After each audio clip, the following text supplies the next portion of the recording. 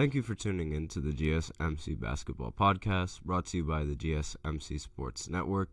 I'm your host, Nelson, and today we are going to be doing 3 segments as usual, and it's the first day of Allstar Weekend for the NBA. But first we're going to be talking about the Golden State Warriors bringing Klay Thompson off the bench for the first time since 2014, and then we're going to be looking at the full schedule of the NBA All-Star Weekend, all the games, all the challenges, all the competitions that are going to be going down. We're going to be covering all of that in the second segment, and then in the third segment, we're going to be doing one last NBA recap because there were 3 games that went down yesterday.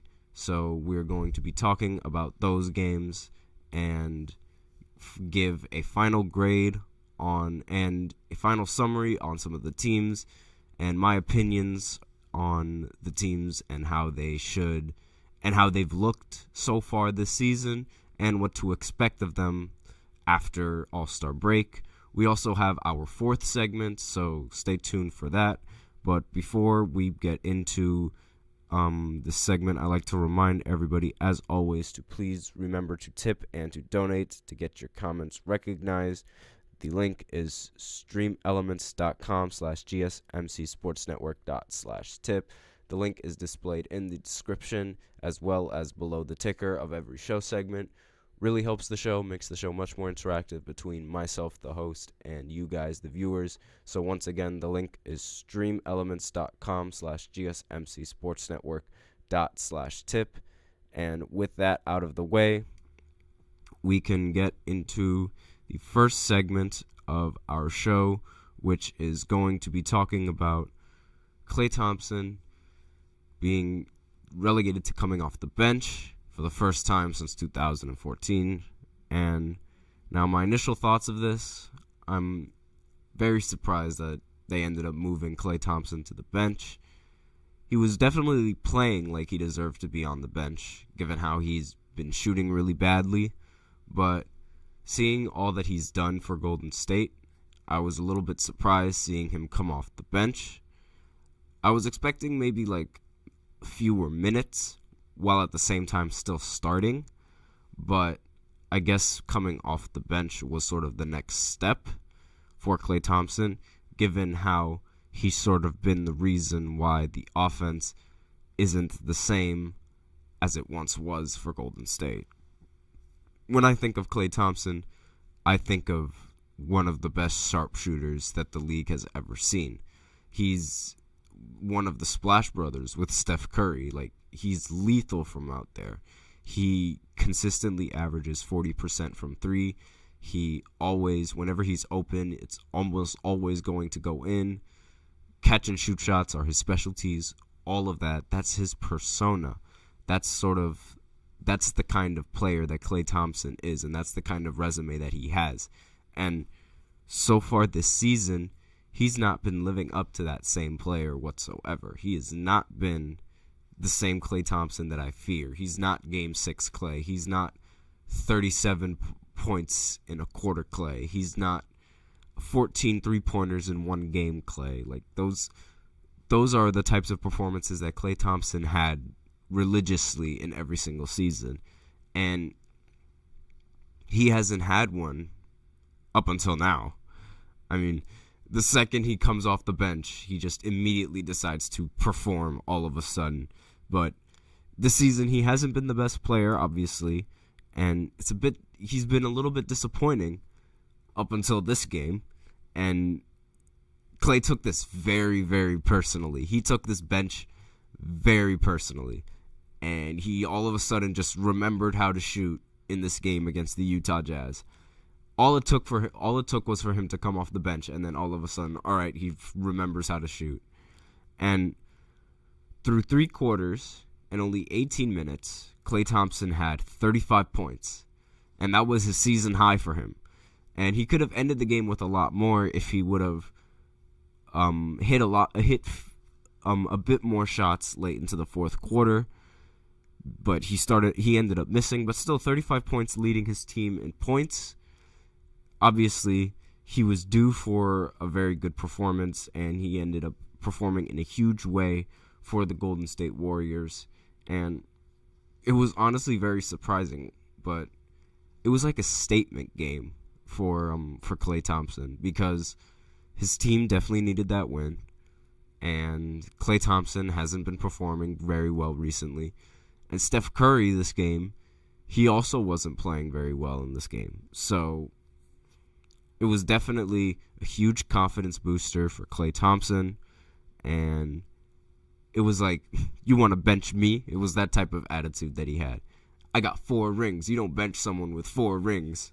But I digress. But huge win for the Warriors, and with this performance, Klay Thompson might earn a spot back in the starting lineup, but I think they might keep him on the bench, considering how well he did play for the team while he did come off the bench. Like, only 18 minutes and 35 points. That's really good, but then again, I understand, like, you'd want that in the starting lineup rather than that coming off of the bench. And while that does make sense, it also makes sense to put Klay Thompson in situations that, like, sort of enable him to play better. If he was playing better coming off of the bench, then maybe sticking him to coming off of the bench is the right move for the Golden State Warriors. Then again, they might look to put him in the starting lineup going after All-Star break, but we will see about that.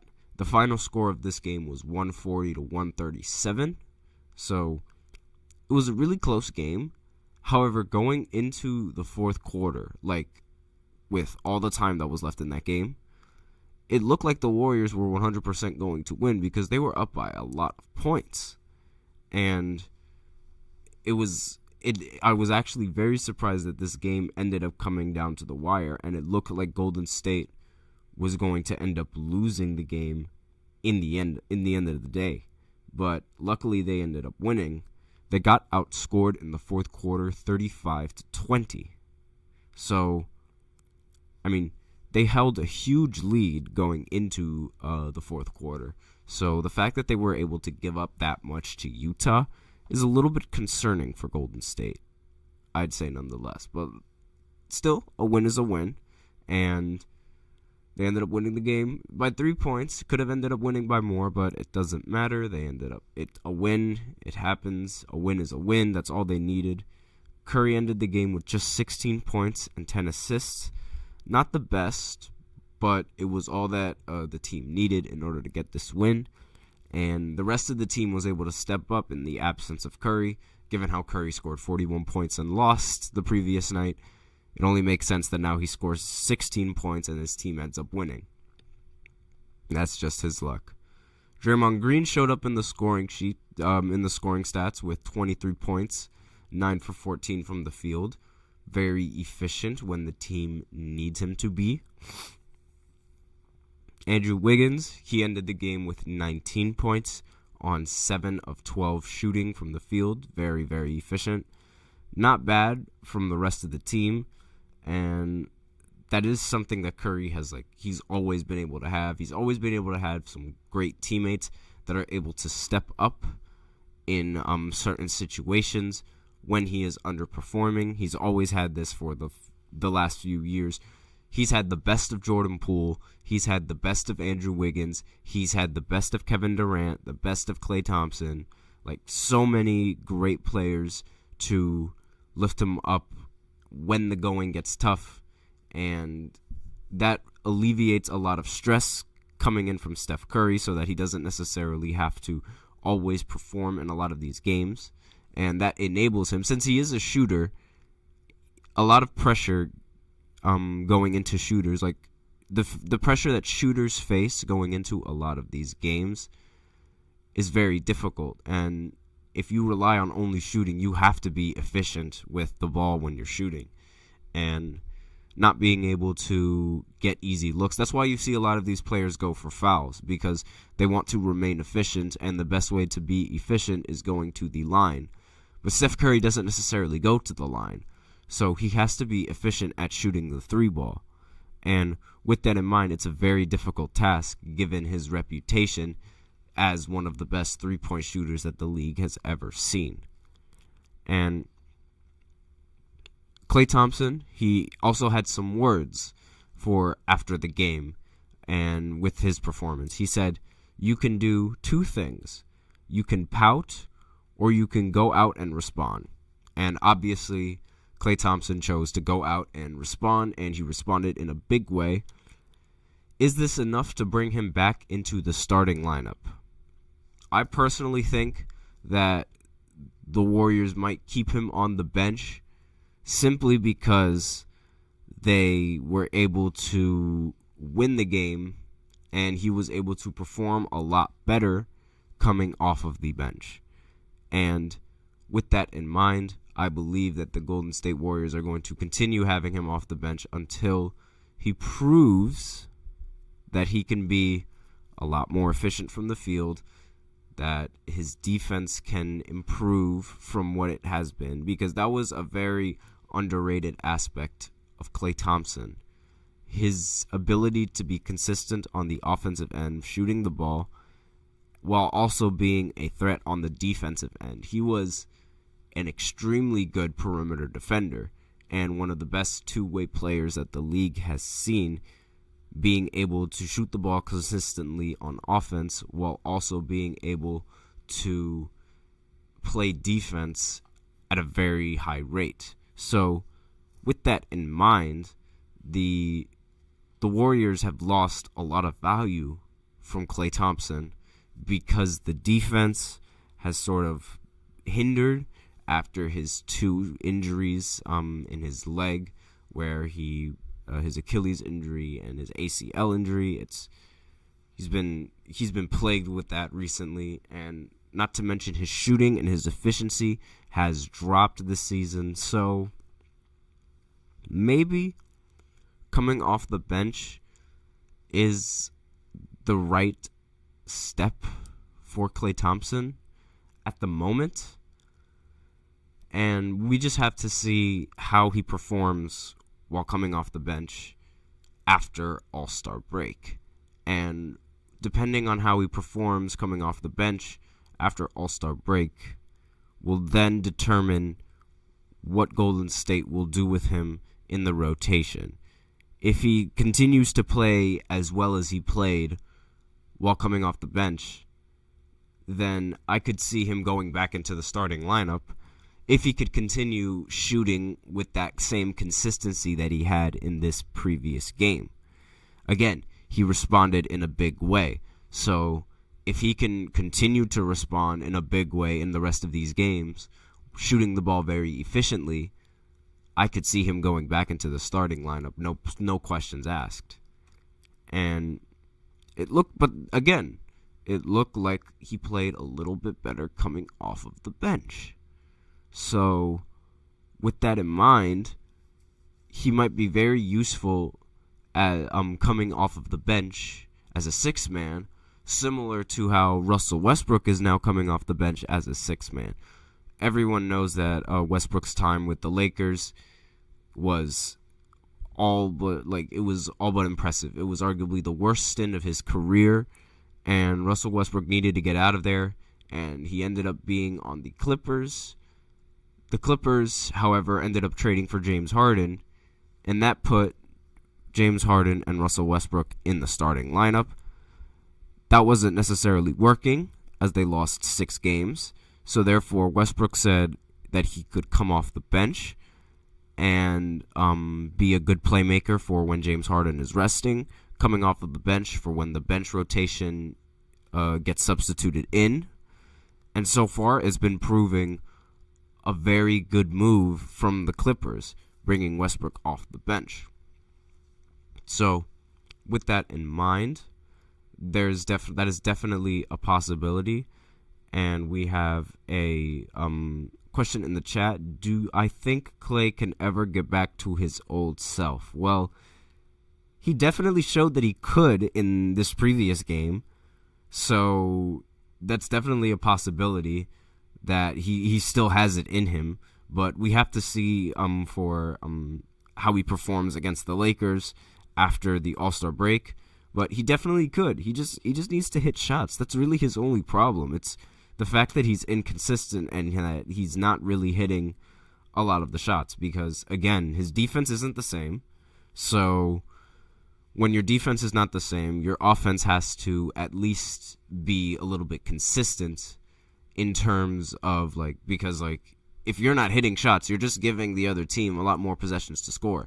And if your defense isn't good, you can't make up for the fact that you missed the shot. So you're basically just allowing the team, you're just basically giving the team more possessions and more chances to score. And you need to be consistent on the offensive side so that way you could continue to score. And if you keep getting threes, which is what Klay Thompson is good at getting, if they're getting twos, you're eventually going to continue to outscore them. So he definitely could get back to his old self, and I could see the Warriors using him in the starting lineup if he continues to play as well as he did this game. That's the key factor. But with that, we are out of time with the first segment, so we are going to go into the second segment, which is going to be, I'm going to talk about the entire schedule of All-Star Weekend, what to expect, and as it starts, since All-Star Weekend starts today, I'm going to be talking about the competitions that are going to be going on today. But so stay in tune after this short break. I feel like I'm losing my mind. Is everybody in the world blind? Please, Lord, give me a sign, a sign. I feel like I'm losing my mind. Is everybody in the world blind? Please, Lord, give me a sign, a sign. I wanna be the greatest. Everybody on the fake shit. I look around and feel like everybody is the fakest. I make this every day and I'm impatient, hoping one day I blow up from the basement. Statement, the top is so vacant. I don't hear shit that I think is amazing. Waiting for my day when I'm playing sold out shows for 1,000 faces. Hey, give me that crown, get in my way and to be put down. It ain't your place, all this my town. If I want that shit, then I'll get it right now. I'm losing it, the noose it fits, I'm losing shit, a stupid myth. You choose to live or choose to dip, you choose to fight or lose your grip and lose a gift. Oh. I feel like I'm losing my mind. Is everybody in the world blind? Please, Lord, give me a sign, a sign. I feel like I'm losing my mind. Is everybody in the world blind? And we are back with the second segment of the GSMC Basketball Podcast, brought to you by the GSMC Sports Network. And in the second segment, we are going to be talking about the complete schedule of the All-Star Weekend that's coming up. Today is Friday. All-Star Weekend begins today. But before I start with this segment, I'd like to remind everybody to please remember to tip and to donate to get your comments recognized. The link is in the description as well as displayed below the ticker in every single show segment. The link is streamelements.com/gsmcsportsnetwork./tip. Really helps the show, makes the show much more interactive between myself, the host, and you guys, the viewers. Once again, that is streamelements.com/gsmcsportsnetwork./tip. And with that out of the way, we can go ahead and talk about the complete schedule of All-Star Weekend as it starts today at 7 p.m. tonight, and the first competition that goes down is the celebrity game. Now, I don't necessarily talk about the celebrity game that much because the game is it's mainly for entertainment. It's for it's a bunch of different celebrities from a bunch of different platforms, whether it be retired NBA stars, comedians, streamers now are getting into the celebrity game. Kai Cenat's getting into the celebrity game. Drewski's getting into the celebrity game. And with that in mind, it's really just for it's just for fun. So there's really no need to talk about it other than to just say tune in if you know any of these people. And the idea is that like the streamers or like the popular people, they go up against other popular people in a basic full court basketball game. Sometimes it's really fun how some of these players would react and how some of these players would play the game. Like, I love watching how bad Ronnie 2K is at basketball. It's so funny. If you know, you know. And I also enjoy watching some of the people who are actually really good at basketball. Like, I enjoyed watching Kevin Hart. He won the Celebrity Game MVP 4 times and then retired because he wanted to retire on top. Because he's short. It's really funny, but obviously, like, that game is just for the sake of being fun, and that's all that that's meant to look at. Like, just have fun watching that game. And after that, at 9 o'clock, we have the Rising Stars game, and to my knowledge, the Rising Stars game is going to be divided with 4 teams, and 4 teams are going to be playing against each other. So it'll be one team going against one team in one match at 9 o'clock, and then another team going up against another team at 9:30. And whoever wins between those two players those two teams in that matchup goes up against each other in the finals. So the teams are going to be listed as such. We have Team Pau. His team is consistent of Bilal Koulibaly. Again, forgive me if I mess up these names, but Jamie Jacquez Jr., Brandon Miller, Brandon Puzimski, Jabari Smith Jr., Kaysen Wallace, and Victor Wembanyama. So already Team Pau is my favorite just because he has Victor Wembanyama, one of my favorite players to watch in this league because he's just ridiculously tall and he is ridiculously overpowered. He is great on both sides of the ball, both offense and defense. Given his height, he can shoot over any defender he wants, and he could also block anybody that's trying to attack the rim. Great presence around the rim. Great best player, one of the best players in the league in my personal opinion. Obviously, like, he's one of my favorites, and he's the best, one of the best. Team Tamika has Paolo Banchero, Dyson Daniels, Jalen Duren, Keontae George, Scoot Henderson, Jaden Ivey, Keegan Murray, and Vince Wallace Jr. So Paolo Banchero, obviously one of the better players in the Rising Stars competition. He's also an all-star, so he's playing in 2 competitions now. I mean, I'm not a really big fan of Paolo Banchero. That's my personal opinion. I mean, you don't really see him that much in a lot of these games because his games for some reason aren't really televised, so I don't really have much of an option to watch his games, as there are other games being televised over his. So, but regardless, I'm not a really big fan of him. That's my personal opinion. Like, it's just, I don't know why. I'm just not a big fan. Team Jalen has Jordan Hawkins, Chet Holmgren, Walker Kessler, Derek Lively, Benedict Mathern, Shaden Sharp, Jeremy Sochan, and Jalen Williams. So, again, they have the only other popular player on this list is Chet Holmgren. And Chet Holmgren is one of the runner-ups for Rookie of the Year. Obviously, Victor Wembanyama is the favorite to win Rookie of the Year. I personally think Victor Wembanyama is going to win the Rookie of the Year. But a lot of people believe that Chet is going to win because of his efficiency and team stat. I personally don't think Chet has enough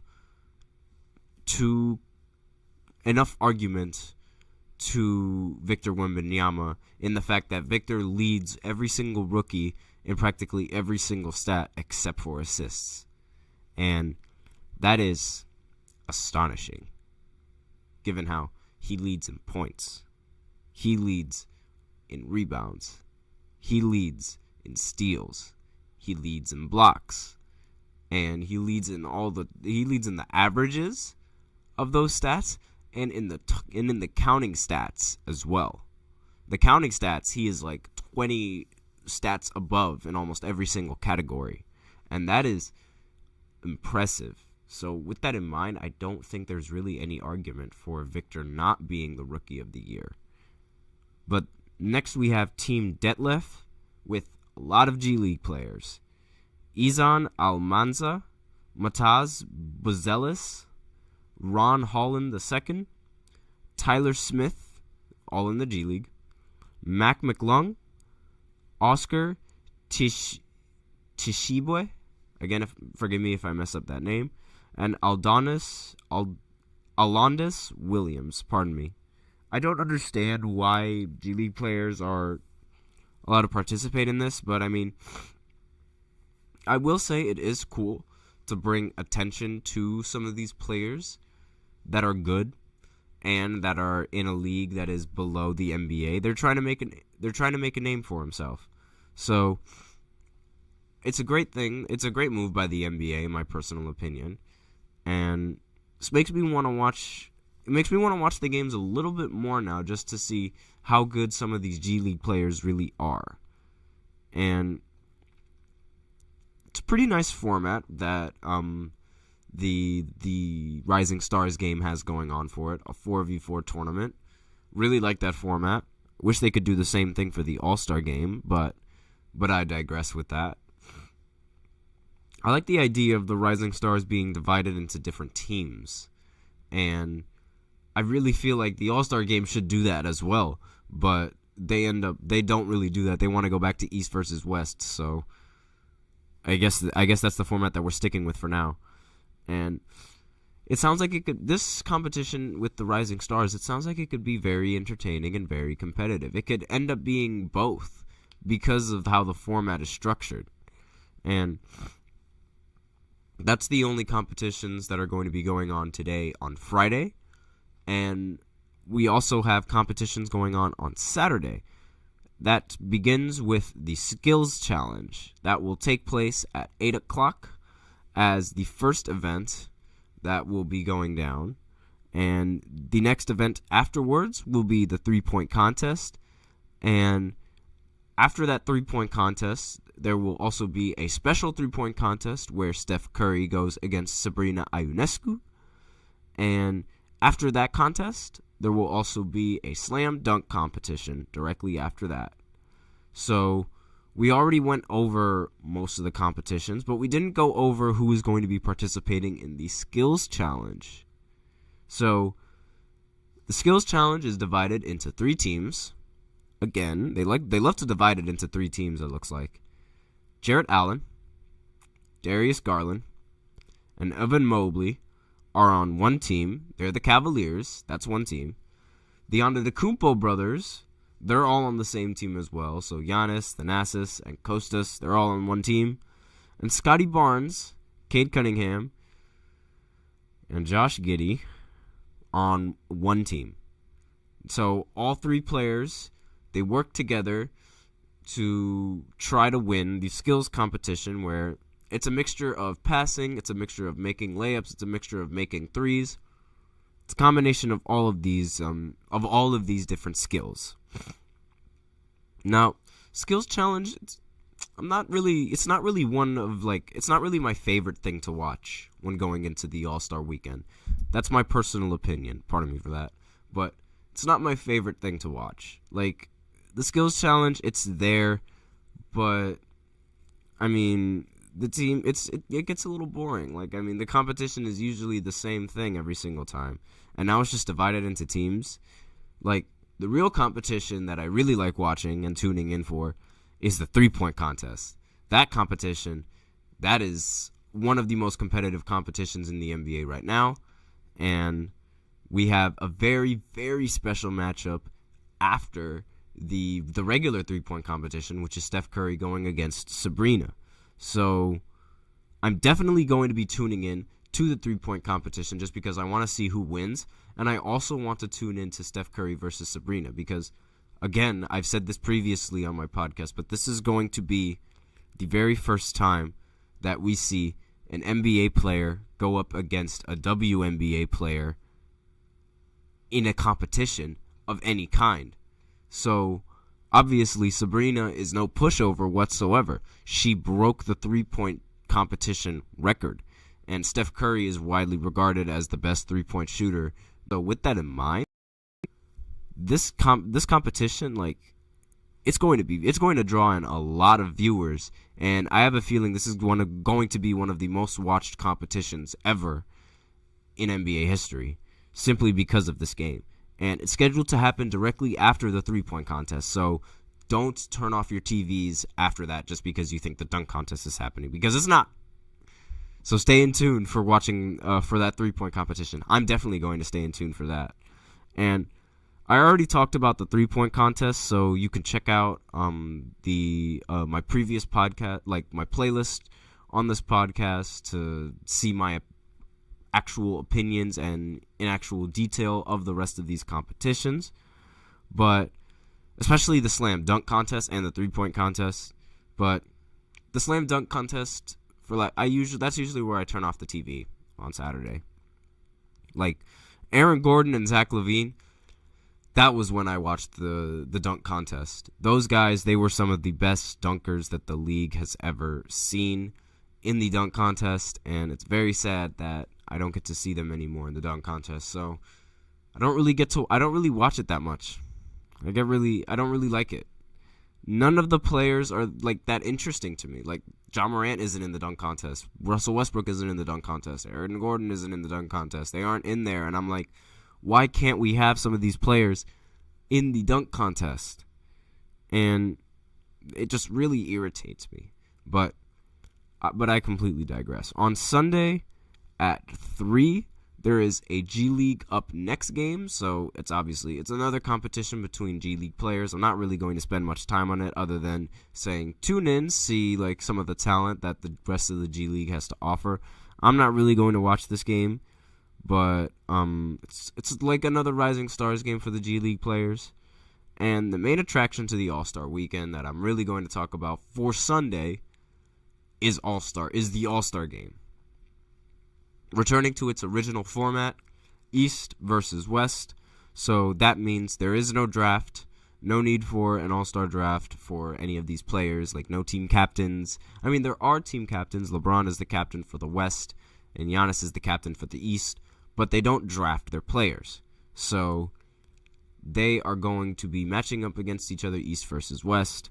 A lot of people didn't really like the format how it was a few years ago, so they reverted back to the original format. And I honestly, there's not really much to spend time on. A lot of these players, they really see this game to as a means to have fun, because that's what the All-Star game is. It's for a lot of the good players to have fun. They end up throwing a lot of lobs to each other. Now, in a lot of recent competitions, they ended up trying to see who can hit the deepest three. So that's always been very interesting to watch. So that's really the only thing that I needed to talk about for All-Star Weekend, because you can look at the rest of my videos for where I go in detail on the rest of these All-Star games. But again, in my personal opinion, these games turn into just a bunch of alley-oops back and forth. But with that, we're out of time for the second segment, so go ahead and tune in for the third segment, where I give a final recap of the games that went down yesterday, and some of my personal opinions on some of the franchises and how their seasons have progressed, as well. And tune in for the third segment as I go into revealing what the fourth segment of the show is afterwards. So I will get to that after this short break.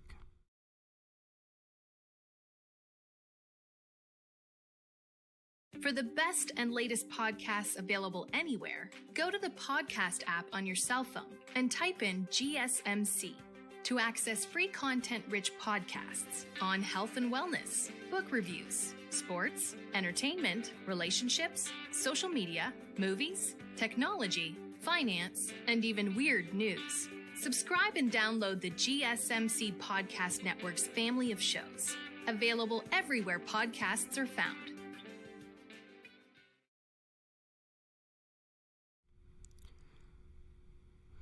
And we are back with the third segment of the GSMC Basketball Podcast, brought to you by the GSMC Sports Network.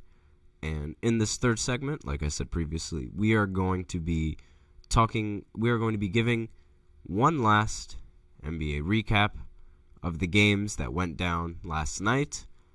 I already talked about one with Golden State beating the Utah Jazz. Big win from Golden State. Much needed win, much needed game from Klay Thompson. The Utah Jazz, I feel like they should continue to tank. Definitely not looking like a good year for them. But there are two more games that need to be discussed. And the first game that we are going to talk about is, of course, the Milwaukee Bucks, as they faced off they played their last game going into All-Star break, and they played against the Memphis Grizzlies. Now, you guys might remember, I said in the previous podcast, they absolutely needed to win this game. This was an extremely winnable game for the Bucks. Giannis did all that he could in this game. He ended up scoring 35 points on 15 of 17 from the field, obviously super efficient. And he also ended the game with 12 assists. Obviously, his playmaking is extremely underrated. I will say that about Giannis Antetokounmpo. He is a great basketball player, one of the best in the league, both offense and defense. Dame only scored 24 points and shot 7 of 21 from the field, as well as 3 of 13 from 3. Obviously, this production is what gets the team in a lot of trouble in these games. And this is not the kind of production that Dame should be having in these games. And that's definitely far from the reason why the Bucks brought him on board. They did not ask for this type of production. And it's a bit concerning how quickly the Bucks season took a turn the minute they hired Doc Rivers. And the minute they changed their head coach in the middle of the season, everything just took a turn. Right now, they're 3-7 with Doc Rivers as their head coach. And the way they lost too, it's just another missed opportunity. They had a perfect inbound. The score was 113-110. The Bucks had enough time to take the ball down the court and take a three, have a good chance to tie the game. And Dame had the ball, was walking up the half court. We've seen it so many times in his career that Dame has been the one to take the final shot and tie the game and send the game into overtime when it really matters. But they needed a three in order to get into overtime. So it was definitely Dame taking the last shot. And we've seen it countless of times. So here comes Dame walking down the court. And normally there was a defender was pressing him from half court. So Brook Lopez comes in and sets a screen. So it was a terrible screen, however, and it caused Dame to run into him and therefore lose the ball. The ball is fumbled. It's a little bit of a scuffle to try and go get it, but it was then recovered by Brook, who then gives it to Damian Lillard at the half-court line. And from there, Dame had to shoot the ball from half-court. He ended up airballing, and they lose the game. The Bucks move to 3-7 with Doc Rivers as their coach. And it's starting to look like their fans are really starting to miss Adrian Griffin, given how he was winning them games. And now, given how they've been performing without him as their coach, they're losing games. And it's like some of these players, they weren't playing better without him as the coach. It's not like they're playing better with Adrian Griffin. They were playing about the same, but it's just they were somehow able to pull out and win games. And Doc Rivers had some words to say after this game. He said, 2 guys forgot what we're running. Hold on.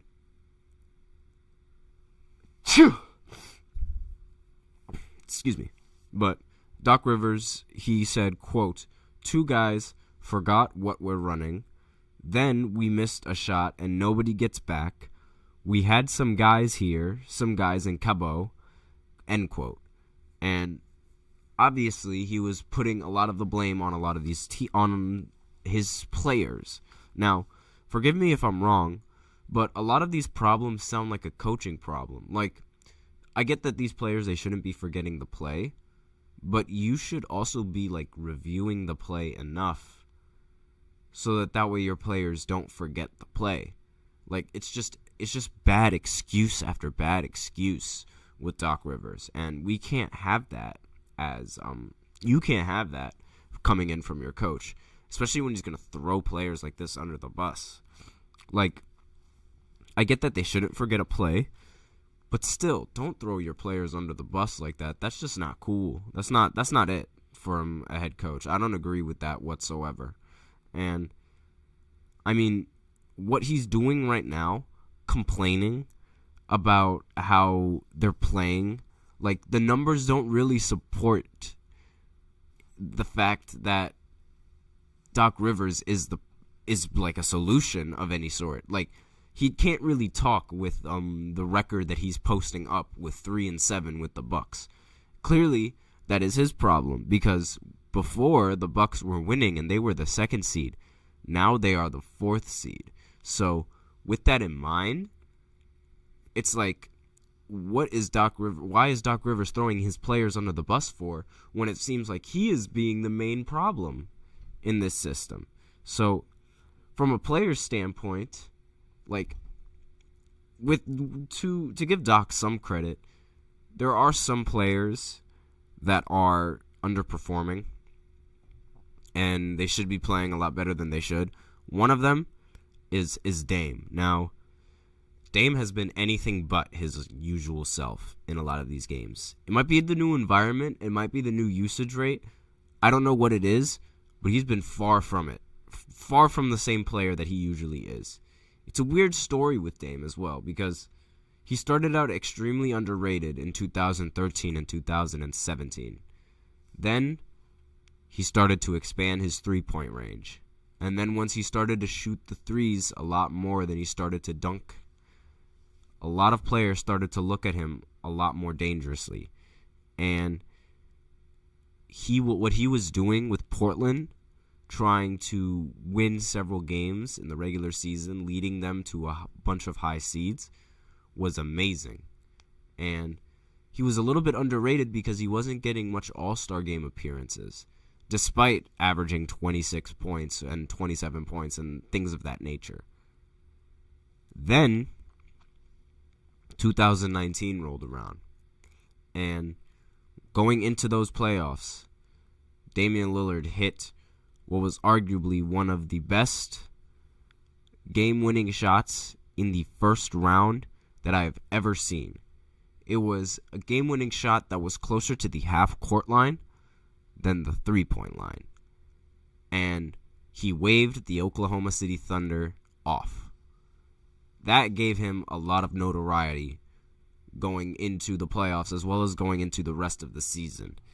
And that range, instead of being called Curry range, it was being called Dame range right now. Because he later got blessed in 2020 when Stephen Curry got hit with an ankle injury.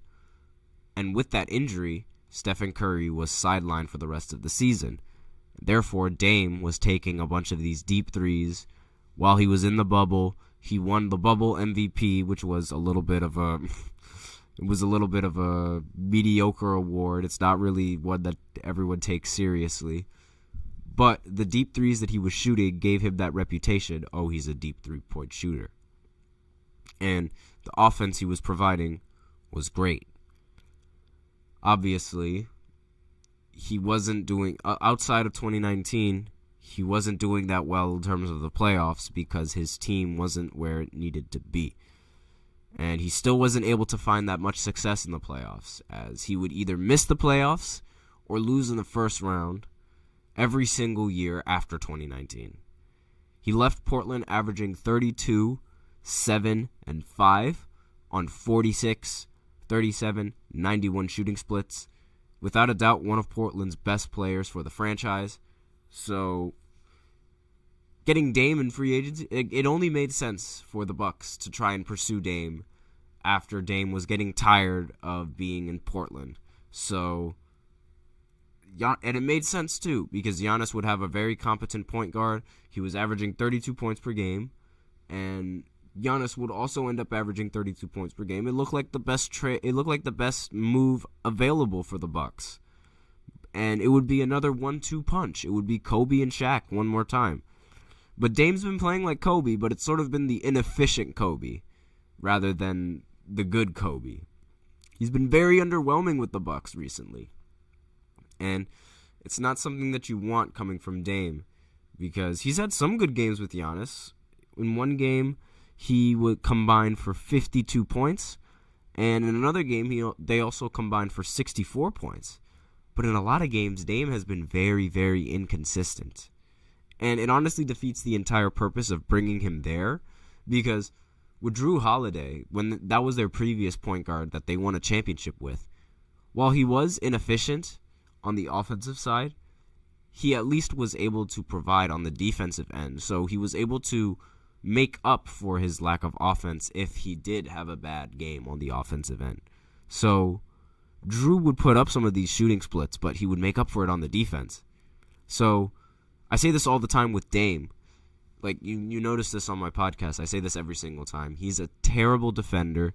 It's one of the many reasons why Portland hasn't gone far in the playoffs outside of 2019. And he gets a lot more inefficient. He gets a lot more inefficient after the first round. And him being less of himself in the first round is a trend that constantly happens.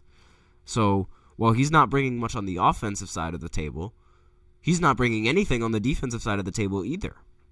And it happens now on the regular season. Now that he's on a team that is pretty good on the defensive side, he has no excuses in not going all the way. He has to. Giannis does all that he can in a lot of these games, but it's not like you can just give Giannis the ball. I mean, you can just give Giannis the ball, but that would defeat the purpose of having Dame on the roster, because you have Dame on the roster to alleviate Giannis of some of the pressure on the offensive side. That's sort of why you brought him here. So now that the Bucks this season are ranked 7th on the defensive rating, I just recently checked, there's really no excuse for Dame having these really bad offensive outings. And you might notice, like I said, okay, they're 7th in the defensive ratings, but I always say that their defense is bad. So I'll explain why. So these games with the defensive ratings, they were taken as a whole, so they were also taken with Adrian Griffin as their head coach. And there are certain parts of the Bucks defense that are elite, while other parts that are not so elite. Now, Giannis and Brook, they're very competent defenders in the paint, as we all know. But that's where their value is, essentially. Giannis can defend outside the perimeter as well, but the paint is definitely their specialty.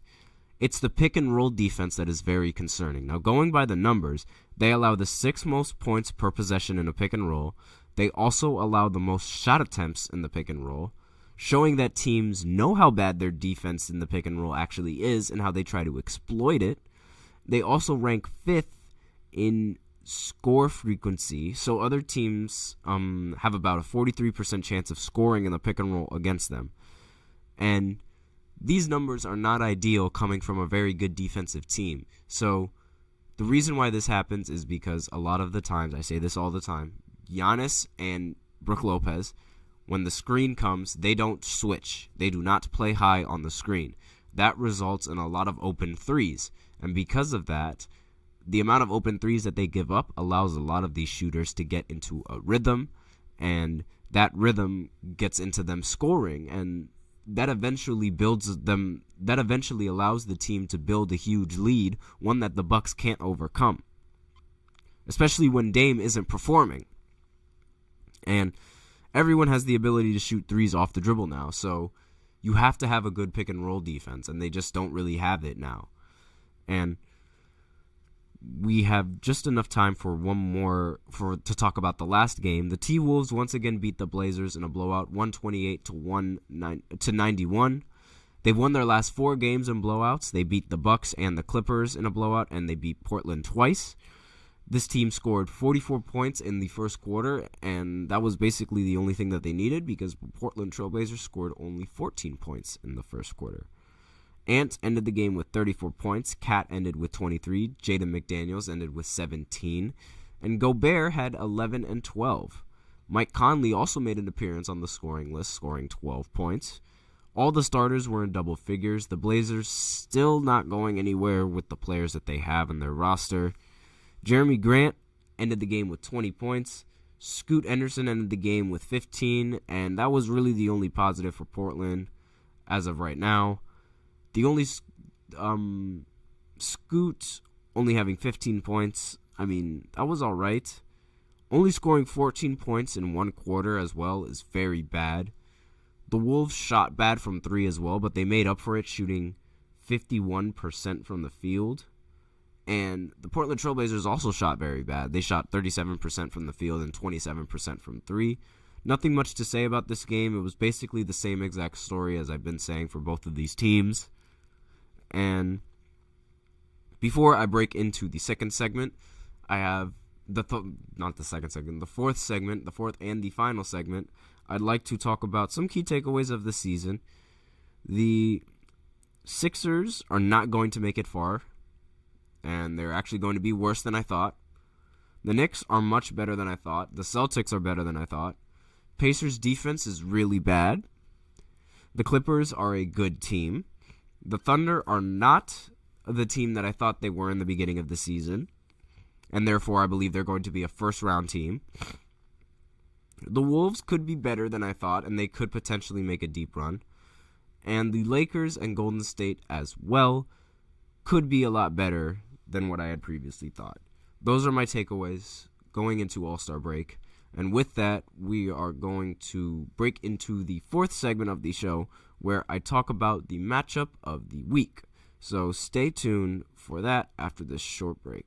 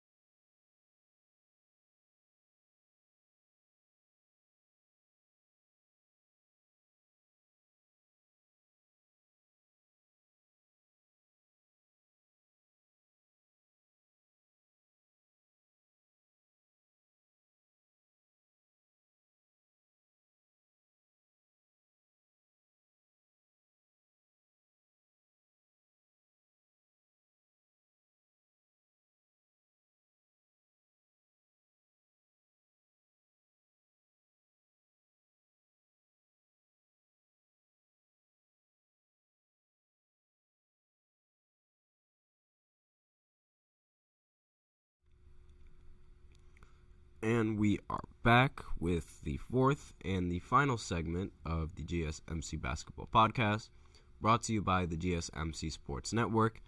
And today, we are going to be talking about the matchups of the week. Now, it was a little bit difficult because a lot of these games, again, they ended in blowouts. And a lot of these games it was also a little bit difficult to choose from with these competitive games because they were really cool to watch. So there were a lot of games that ended in blowouts that were really not all that competitive, but one of the games that could be a potential matchup for the week was the Sixers beating the Cavs. And I really liked watching that matchup because the Cavs, they were rolling. They were on a huge winning streak. And so far, the Sixers, they haven't been the best team since Joel Embiid recently got injured. And going into the rest of the season, it doesn't really look like this team is looking that confident in terms of like where they could end up going into the playoffs. So the Sixers aren't really doing much without Embiid, and the Cavs have been good, and they have a chance to go all the way with how they've been playing.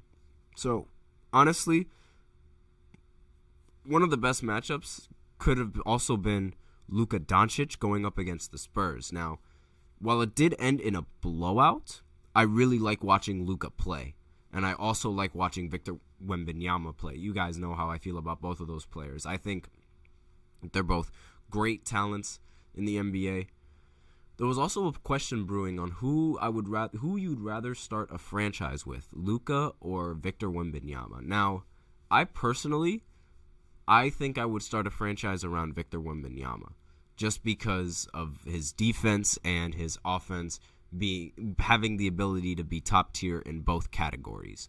Now, obviously, like with Luka Doncic, there's definitely a lot more certainty because he already has a proven name for himself on the offensive side of the floor. But again, Victor Wembanyama defense 7'4", his frame, it's insane. And obviously, I really like watching Luka play, and I like Victor Wembanyama play, so I really like this matchup. I'm not a really big fan of Kyrie, but whenever Kyrie does play on the floor, he's always really fun to watch. Like Luka at his best is just like top tier basketball, and with my personal bias aside from Kyrie, also top tier basketball. And I'll just pull up the box scores of this game real quick just to see how many points they ended up scoring in these matchups, if I can remember. Yep, Kyrie ended the game with 34, 7, and 9. Luka Doncic ended the game with 27, 8, and 9. And Victor Wembanyama ended with 26, 9, and 5. Now, Victor is like the weird thing about Victor is that he doesn't really get as many rebounds as I would think, or like as anyone would think. For a guy that's 7'4", you'd expect him to get like at least 10 rebounds every single game. And while he does lead rookies in rebounds, I expect him to like usually like end the game with a lot more rebounds than he does. But I'm just going to go ahead and check his stats real quick and see exactly. Yes, he averages exactly 10 rebounds on the dot. So a little bit surprising at how his rebounding numbers are. I'd expect him to be a little bit higher. But another game that was great to watch was the Clippers beating the Warriors. Now, the Clippers, they didn't have Kawhi in this game, so it was a good matchup for both teams. They were relatively even, given how the Clippers have James Harden, Paul George, and Russell Westbrook. Russell Westbrook coming off the bench, as I mentioned previously. Harden and Paul George decided to show up this game with Harden scoring 26, Paul George scoring 24. Zubac also had a double-double with 13 and 10. And Golden State hasn't been the same team as they previously were, hasn't been the same dangerous team as they previously were. But Curry ended up getting 41 points in this game.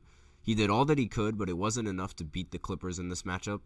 As, like, obviously, like, it's very fun to watch Steph Curry score the ball. It's very fun to watch the Clippers basketball with how loaded with talent they are. Paul George, one of the smoothest players in basketball. Really like watching Paul George play basketball. One of the best players. Another matchup that could have matchup of the week goes to the Warriors as, again, going up against the Utah Jazz. This was Klay Thompson and his breakout game, I guess you could say, where he scored 35 points with 18 minutes coming off the bench. And it wasn't really a blowout as the game came really close towards the end, but it was a blowout leading up towards the end, even though like they started to claw their way. Utah got to catch up, so I mean, it was really close. It got down to the last possession where Utah had the ball and they had a shot in the corner. Lauri Markkanen missed the three, but then John Collins ended up getting the rebound, and he panicked and threw the ball out of bounds. That resulted in them losing the game, and it's a tough loss for the Jazz, but a huge win for the Warriors and a confidence booster for Klay Thompson, who definitely needed it, given how he's been underperforming in a lot of these games. So he went out and he responded. But Miami Heat going against the Sixers also has the potential for being the matchup of the week, given how the Heat were lacking in Jimmy Butler and the Sixers were lacking in Joel Embiid. So a great matchup there, because both of those players were, their team's best players weren't in there. So it was a battle between who had the better bench and who had the better starting lineup. Now, the starting lineup for the Sixers outplayed the Miami Heat starting lineup, but the bench was the main difference maker. So Bam ended the game with a double-double, 23-13. Tyler Hero ended with 23. Duncan Robinson ended with 20. Tyrese Maxey ended with 30 and 7. Buddy Hield also ended with 22 and 10 with 44 minutes played. And Paul Reed ended the game with 18 points and 12 rebounds. Obviously, the Sixers team has a lot to work on going into the rest of the season. And they desperately need to, I think they need to shut Embiid down completely, and they should just work on the next season. Because at this rate, it doesn't look like this team has what it takes to make a deep playoff run. And Miami, they should continue in the direction that they're going. But as of right now, I mean, I've said all that I needed to say, and all that's left is to wait until the All-Star games to enjoy that, enjoy the break, and enjoy no NBA basketball for a little bit. And we'll have the games back on Thursday. What else do we need? There's not really much to talk about now. I mean, I already went over the NBA All-Star game, and I already went over the rest of the previous games that went down. All that's left is to wait for Allstar Weekend to start at 9 o'clock. So thank you for tuning in to the GSMC Basketball Podcast, presented by the GSMC Sports Network. Your support means a lot to us, so please remember to subscribe to the show, leave a positive review. It really does make a difference. As always, please remember to tip and to donate to get your comments recognized. The link is in the description, as well as displayed below every single ticker of every show segment. streamelements.com/gsmcsportsnetwork./tip. Helps the show, makes the show much more interactive between myself, the host, you guys, the viewers. That is the end of this podcast. We also invite you to follow us on Facebook, Twitter, TikTok, and Instagram for more content and updates. Thank you once again. You guys have a wonderful day. Enjoy the rest of the games coming later on 9 o'clock for All-Star Weekend. And as always, take care.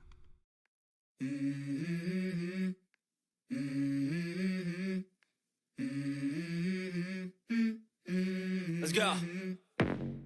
I wake up to a little bit of drool on my pillow, feel like it's gonna be a bad day.